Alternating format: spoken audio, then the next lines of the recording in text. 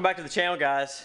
In the previous video I did not get the engine put in the engine bay. The engine bay is pretty much ready to go for the engine to receive it. There's a few minor things I probably need to do in there after we get the engine put in. But the reason why I didn't put the engine in is because after I got the timing belt put on, I noticed a lot of oil and grime in the timing belt area. So I went ahead, took it out, sprayed it off, and then I started realizing it's probably the oil seal, the front main seal, or maybe even the cam seal. So I didn't put that in or get it all buttoned up just yet because I went ahead and ordered those seals, and I'm going to start by swapping those out and then hopefully getting this engine put in the car by the end of this video. So let's jump into it.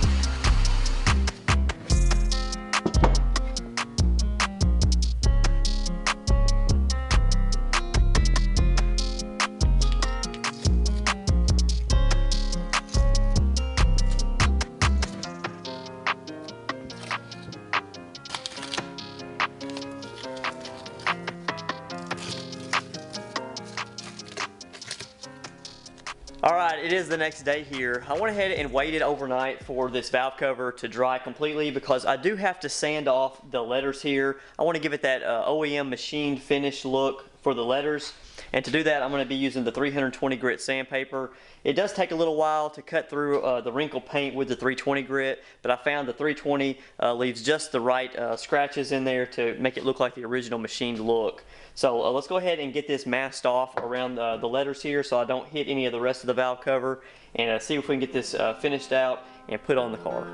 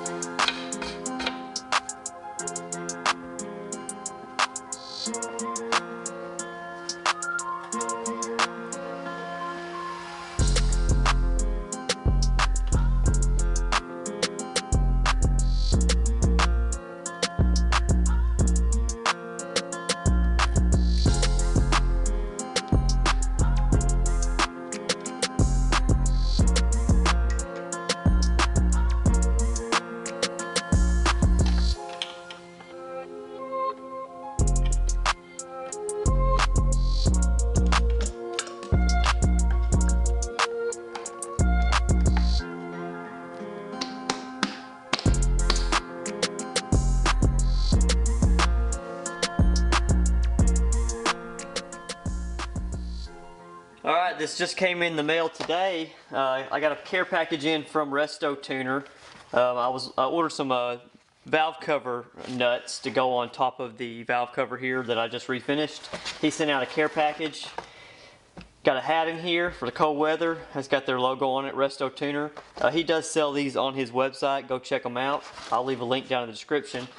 He also sent out some stickers here with CRXs, different kinds, little EF hatch. The logo here, but most importantly, we've got these valve cover nuts here that are going to replace the old and crusty OEM ones here. It should make it look a lot better. So let's go ahead and get these out and get those put on.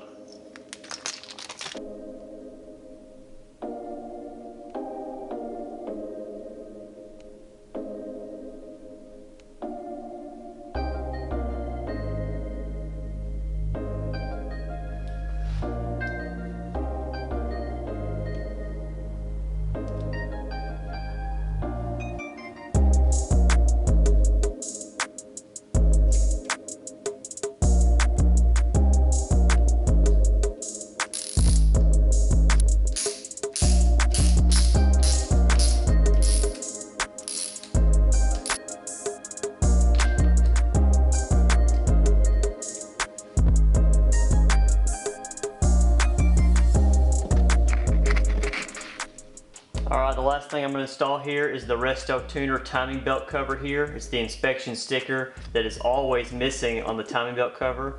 I already cleaned this off with alcohol, so I'm going to go ahead and just stick it on there.